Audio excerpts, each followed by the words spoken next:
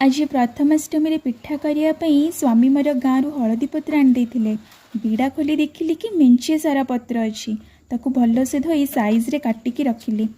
से टाइम भितर से नड़िया फाड़ कर पानी मते देले आ मुझे ढक ढक कर पीदेली।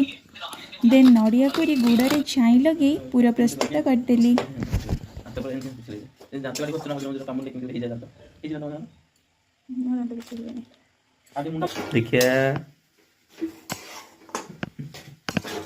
देन एमती हलदी पत्र पिठो तापर पूरा दे 15 मिनिट सिझापी इडली फॉर्म रे बसदेली।